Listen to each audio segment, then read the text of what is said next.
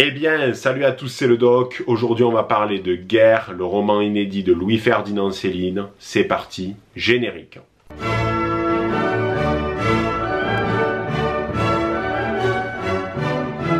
En août 2021, c'est un véritable coup de tonnerre qui va s'abattre sur le monde de l'édition en France, puisque a été retrouvé 6000 feuillets rédigés par Louis-Ferdinand Céline lui-même et qu'on pensait perdus à jamais. C'est une histoire rocambolesque digne d'un roman. Qu'est-ce qui s'est passé ? En juin 1944, c'est la libération de Paris. Louis-Ferdinand Céline est obligé de quitter la ville et le pays du fait de ses idées politiques et qu'il craint pour sa vie. Il laisse donc son appartement de Montmartre avec tout un tas de feuillets de textes manuscrits car il est obligé de partir à la hâte. Ce dit appartement est visité par des individus malveillants et le gardien de l'immeuble dira même que certaines personnes ont jeté par la fenêtre des feuillets, ce qui faisait que c'était perdu à jamais. En 1951, Louis-Ferdinand Céline revient en France, après un exil de plusieurs années en Allemagne et au Danemark, et il ne peut que constater qu'on lui a volé un certain nombre de ses feuillets. Il pestera contre ça toute sa vie durant, jusqu'à sa mort, mais personne ne le croit vraiment, car pour beaucoup, il s'agit d'une légende, et en réalité, ces feuillets n'ont jamais existé.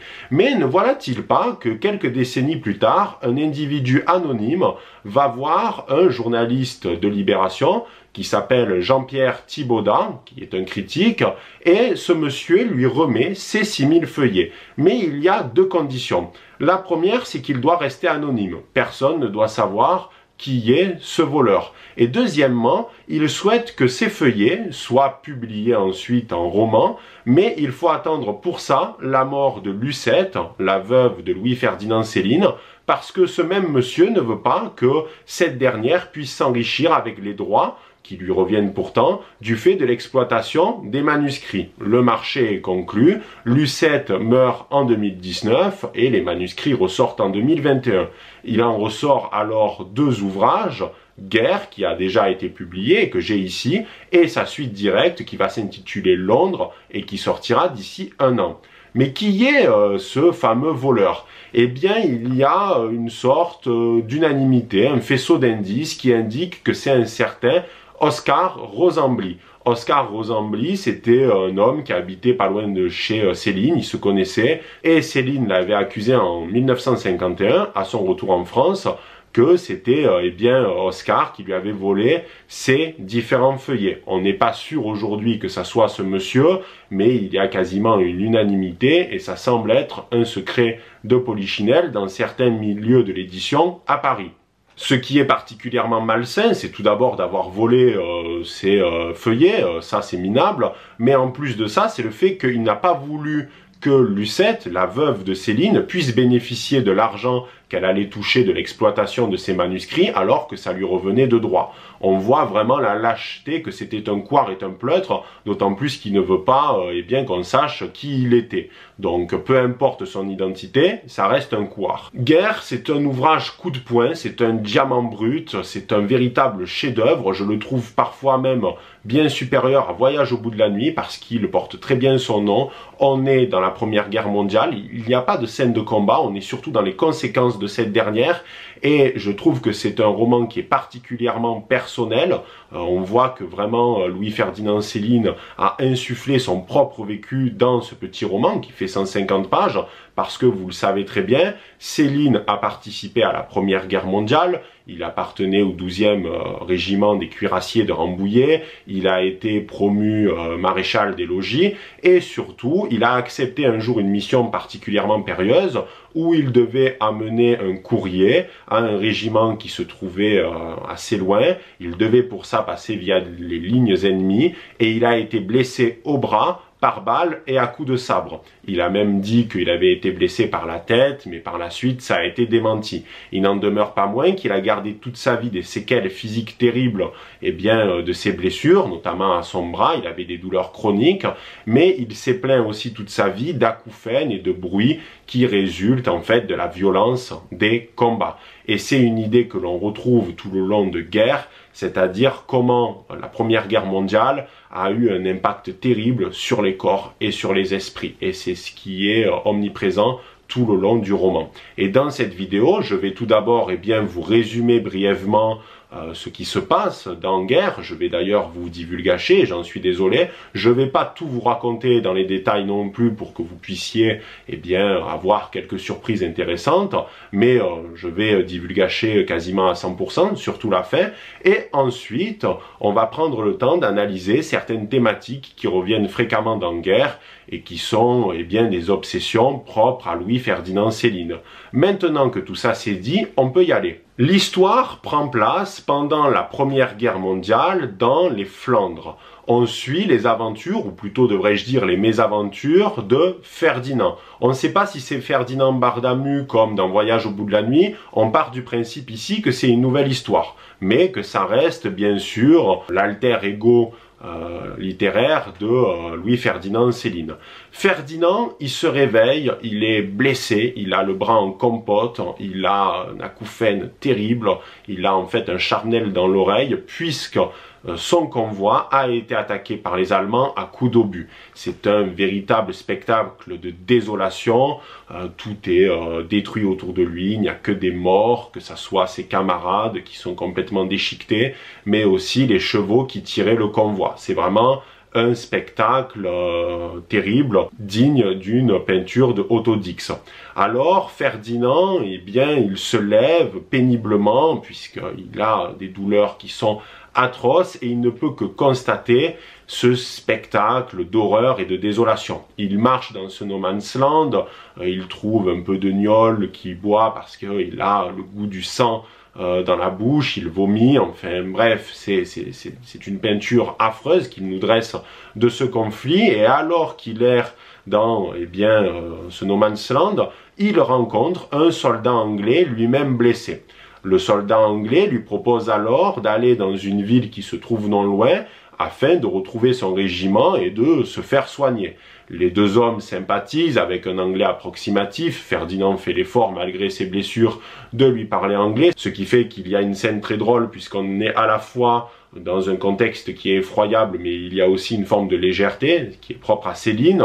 Et d'un coup, Ferdinand, il a un peu peur, il veut rebrousser chemin parce qu'il croit qu'il va tomber sur une embuscade ou que ça va mal finir, mais l'anglais le rassure, il lui dit « T'inquiète pas, ça va bien se passer, on va te soigner ». Ils marchent pendant des heures et ils arrivent dans un village où ils sont pris directement en charge par des Anglais. Ferdinand va se faire soigner, mais le souci c'est que le premier hôpital de fortune qu'il connaît va se faire attaquer par les Allemands et il va devoir être transféré ailleurs. Pour ça, il faut le mettre dans un train et il faut bien se rendre compte de l'état de Ferdinand. Son bras est complètement bousillé, il a des douleurs terribles, il ne cesse d'entendre dans sa tête les bruits de la guerre, les bruits en fait des obus, etc. Il dit d'ailleurs au début du roman une phrase qui est choc et qui en fait résume parfaitement l'ouvrage, qui est la suivante: « J'ai attrapé la guerre dans ma tête, elle est enfermée dans ma tête. » C'est une douleur terrible, physique et psychologique, et dans ce train, il va délirer, il va divaguer, et il va même en fait tomber du train puisqu'il va rouler dans une prairie à côté. Il faudra 2 jours pour qu'on le retrouve, et il arrive dans un nouvel hôpital. Il arrive donc à Perdure-sur-la-Lys, qui est une petite ville moyenne, non loin du front, et il va être pris en charge pour être soigné. Le souci, c'est que lorsqu'il arrive dans cet hôpital, il y a de la médecine de guerre, parce qu'il faut faire des choix. Certains sont trop entamés, on ne peut pas les aider. Et il est tellement dans un sale état qu'on pourrait le confondre avec un cadavre. Ferdinand a alors une idée, c'est de suriner dessus pour montrer qu'il est bien vivant. Mais Ferdinand, il a de la chance dans son malheur, parce qu'il va tomber sur une infirmière qui va en fait être un petit peu lubrique, puisqu'il va avoir des traitements de faveur. Tous les soirs, il va passer un moment privilégié avec cette infirmière qui va s'occuper de lui, si tu vois ce que je veux dire, parce qu'il est incapable de rien faire, et elle va le soigner et le soulager. Alors là, pendant plusieurs jours, c'est des douleurs atroces, c'est un établissement particulièrement malsain où on entend les lamentations des hommes blessés. En fait, c'est un petit peu le purgatoire, le passage entre le monde des vivants et celui des morts. Beaucoup de soldats décèdent dans cet hôpital, et d'ailleurs Ferdinand ne sait pas à quelle sauce il va être mangé, il ne sait pas ce qui va lui arriver. Heureusement, Ferdinand a un voisin qui s'appelle Bébert, et qui va changer de nom au cours du roman. Ça montre que le livre a quelques imperfections, puisqu'il va s'appeler plus loin Cascade, mais on va garder le nom de Bébert parce que lui, c'est un gigachad. Il est hyper sympa avec Ferdinand, il l'aide beaucoup et c'est un véritable soutien moral. Et à partir de ce moment-là, il va y avoir un balai incessant de personnages qui vont venir voir Ferdinand. On a l'infirmière lubrique qui va bien prendre soin de lui, il va y avoir un médecin qui va à tout prix opérer Ferdinand et notamment ouvrir son oreille. Mais Ferdinand, il n'est pas spécialement chaud parce qu'il sait très bien qu'il a des chances de mourir sur la table d'opération, de mourir sur le billard. Donc il simule le fait que tout va bien alors qu'il souffre le martyre, ce qui fait que grâce à ça et à l'infirmière lubrique, il va pas se faire opérer. Il y a ensuite un haut gradé qui va poser des questions à Ferdinand parce qu'il ne comprend pas pourquoi le convoi a été attaqué à cet endroit précis et il soupçonne Ferdinand d'avoir déserté, ce qui n'est pas le cas. Ça donne une scène complètement irréaliste où ce monsieur qui ne pratique pas la guerre puisqu'il est dans des bureaux, etc., lui pose une série de questions alors que Ferdinand est complètement plus dans un état qui ressemble à de la purée qu'à un être vivant, il n'arrive même pas à lui répondre, et justement le fait qu'il soit blessé, ça matérialise extrêmement bien le fait qu'il n'a pas déserté et qu'il s'est battu. Donc il y a un soupçon et il a peur de devoir eh bien passer à la trappe, puisque à cette époque-là, il y a une chasse aux déserteurs qui peuvent être exécutés. Et il y a aussi les parents de Ferdinand qui viennent le voir. Mais Ferdinand, il déteste ses parents. Il a une haine envers eux qui est terrible. Pourquoi? Parce que ses parents, ils sont déconnectés de la réalité. C'est la Première Guerre mondiale, ils voient leur fils qui est dans un état lamentable, et en fait, ils ne pensent qu'à eux. Ce sont des égoïstes. Ils lui disent que eh bien, leur boutique tourne mal à cause des effets de la guerre, etc.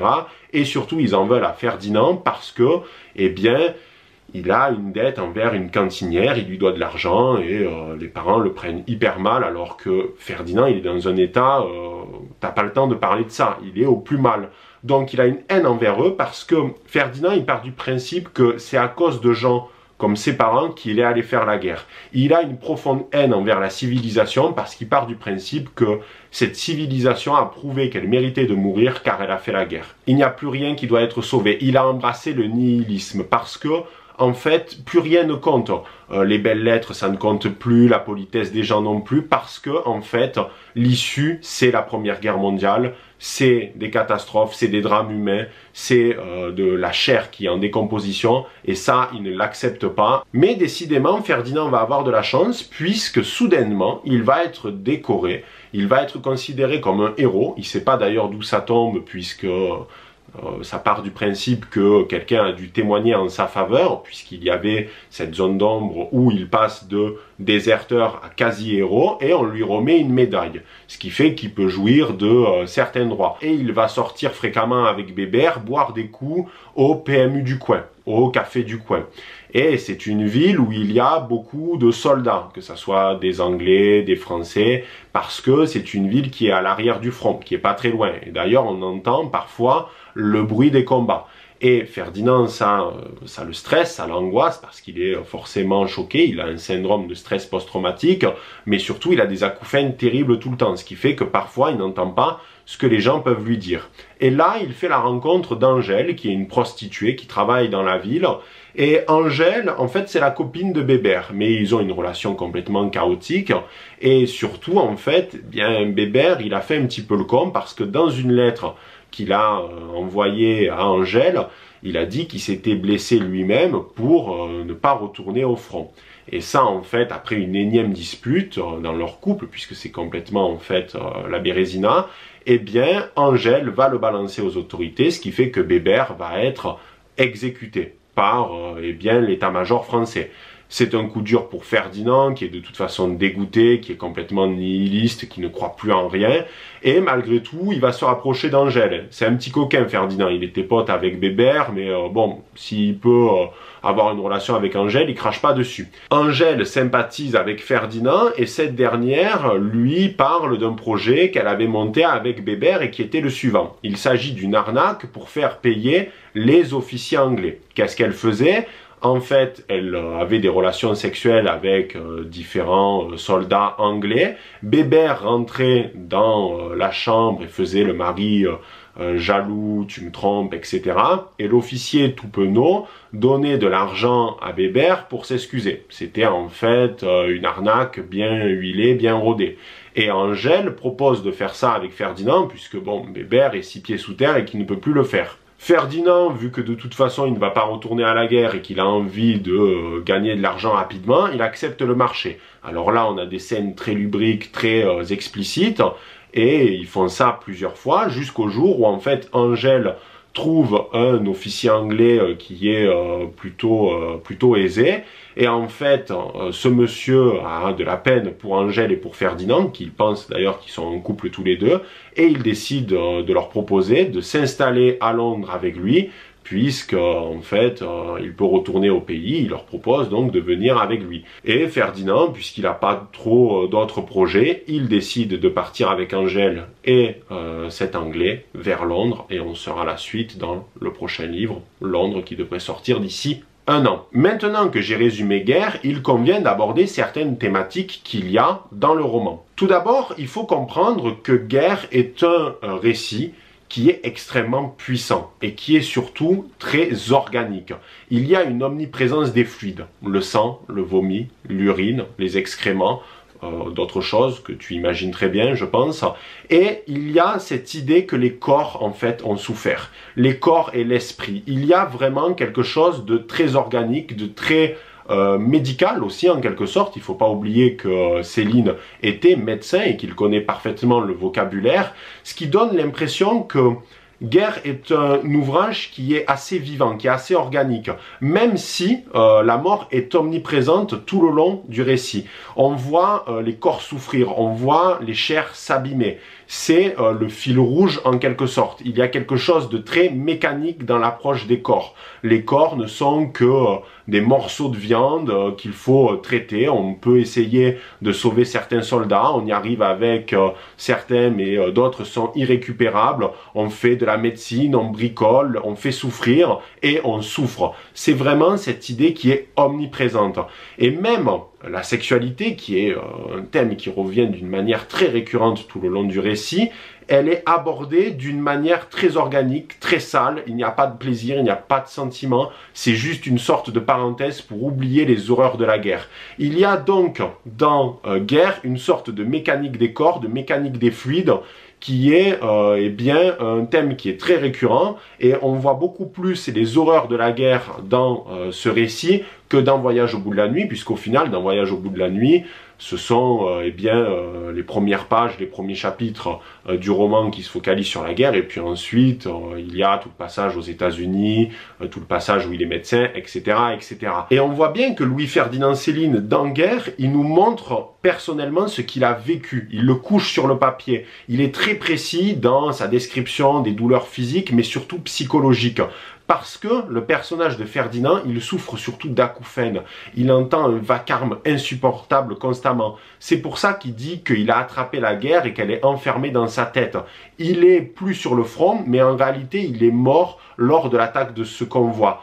Ferdinand, il a embrassé le nihilisme. Il ne croit plus en rien. Il a une haine et une détestation profonde pour sa civilisation, pour l'humanité tout entière. Ça peut être les femmes, les infirmières, les autres soldats, parce que les autres soldats ne se font pas de cadeaux entre eux, et on voit bien que même s'il est ami avec Bébert, il a une relation avec sa copine alors qu'il est fraîchement mort. Donc on voit que Ferdinand a embrassé une amoralité complète parce qu'il est nihiliste.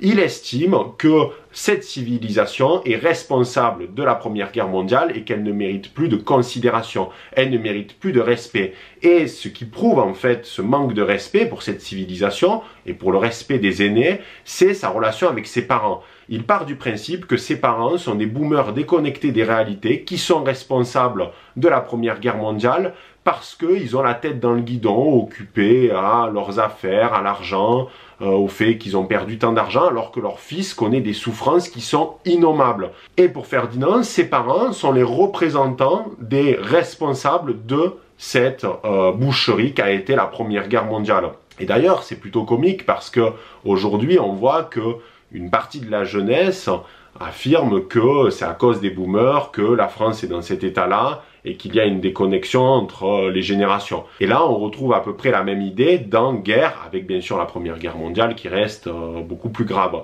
Ferdinand, c'est une feuille morte qui est lancée dans un ruisseau, il se laisse porter par les événements, plus rien ne compte pour lui, tout est fait de manière mécanique, saccadé. À la fin du roman, lorsqu'il part à Londres, il ne sait pas pourquoi il y va, mais tout ce qu'il veut, c'est juste ne pas revivre ce qu'il a vécu à la guerre. Il ne veut pas retourner sur le front, donc tout lui semble lui convenir. Londres, ça paraît bien, peu importe ce qui arrivera, tant qu'il n'est pas sur le front, et il se laisse porter par les événements. C'est une enveloppe, c'est une carcasse vide qui, en fait, est animée que par la souffrance, qu'elle soit physique ou psychologique, comme en fait Céline l'a subi lui-même tout le long de sa vie, puisqu'il a eu des douleurs terribles jusqu'à la fin de ses jours. Ce qui est très intéressant avec Ferdinand, c'est que vu qu'il a ces acouphènes terribles, il n'arrive pas à avoir des interactions sociales normales.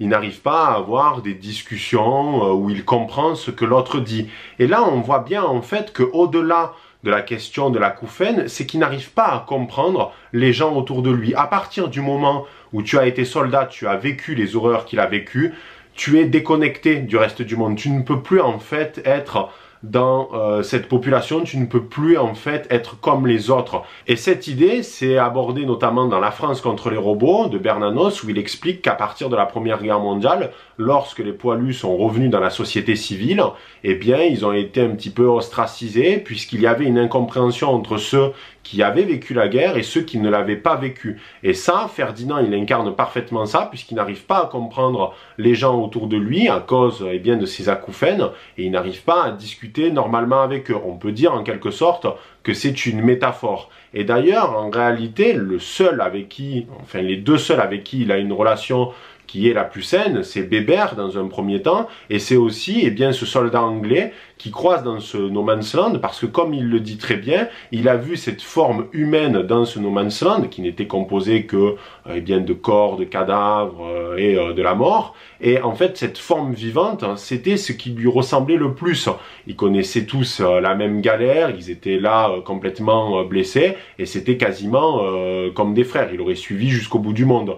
Et on voit bien cette idée que dans l'adversité sur le champ de bataille, etc., ce sont tous les mêmes, mais par contre, une fois à l'hôpital, quand il faut en fait être dans ce purgatoire entre ce monde, entre les vivants et les morts, eh bien ils ne se font aucun cadeau, il y a du mépris, certains n'hésitent pas à balancer d'autres, etc. Bref, les relations sont terribles, mais de toute façon Ferdinand ne croit plus en rien, et à la fin du roman, c'est juste une carcasse vide. Et d'ailleurs, on ne peut que constater que Louis-Ferdinand Céline avait bien su analyser la nature humaine sur certains aspects, puisque même Guerre, le fait que ça ressorte des décennies plus tard après sa mort, le fait que son manuscrit a été volé et que la personne qui l'a volé a refusé que Lucette puisse récupérer les droits qui lui revenaient, ça montre bien que il avait raison, que parfois la nature humaine est particulièrement sombre, que on peut être entouré d'individus profondément malsains. Il n'avait pas une haute vision de l'humanité, mais malheureusement les circonstances de la découverte des manuscrits perdus et de Guerre notamment, c'est la preuve parfaite. Il y a quasiment une mise en abîme en somme. Dans Guerre, on nous présente la nature humaine comme étant terrible, avec des gens qui ne sont animés que par des passions basses, et les circonstances de la découverte de Guerre nous le prouvent justement. Et ça, c'est drôlement ironique, et ça ne pouvait arriver qu'avec une œuvre de Céline. Alors bien sûr, il y a quelques coquilles dans l'ouvrage, notamment des noms qui changent, il y a quelques phrases qui sont marquées comme étant illisibles, mais vraiment, je vous conseille vivement d'acheter Guerre et ensuite de lire plus tard Londres quand ça sortira. De toute façon, on en fera une autre vidéo. J'espère que celle-ci vous aura plu les barons. N'hésitez pas à aimer, commenter et à partager, et on se dit à très vite pour une prochaine vidéo. C'était le Doc. Ciao les barons.